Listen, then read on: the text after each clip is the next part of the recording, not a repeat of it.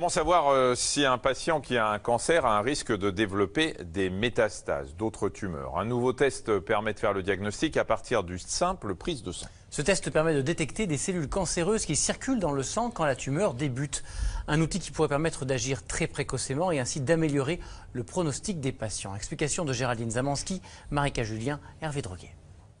S'il y a une seule cellule cancéreuse dans cette prise de sang, elle va pouvoir être détectée très rapidement grâce à cet appareil.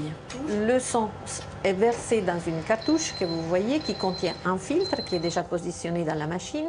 Et ensuite, on active l'appareil et en quelques secondes, l'appareil est capable de traiter les 10 millilitres de sang et d'extraire les cellules tumorales s'il y en a.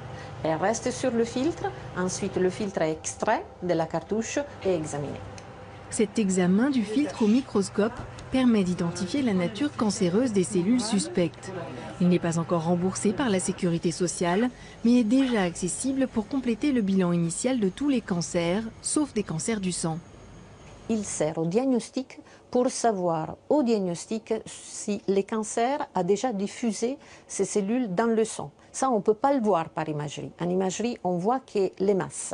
Donc, il se peut qu'un cancer soit considéré localisé, mais quand on regarde dans le sang, il y a des cellules dans le sang. Vous comprenez bien que si on enlève un cancer par chirurgie à ce moment-là, sans savoir que les cellules dans le sang, on ne traite pas et donc on ne les élimine pas. De connaître sert à mieux traiter.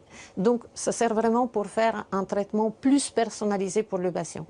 Cela peut par exemple permettre de décider de faire en plus de la chirurgie un traitement par chimiothérapie et d'évaluer ensuite son efficacité en vérifiant que le nombre de cellules en circulation dans le sang a bien diminué. Des études sont aussi en cours pour savoir si cette détection pourrait être utilisée dans le dépistage très précoce des cancers.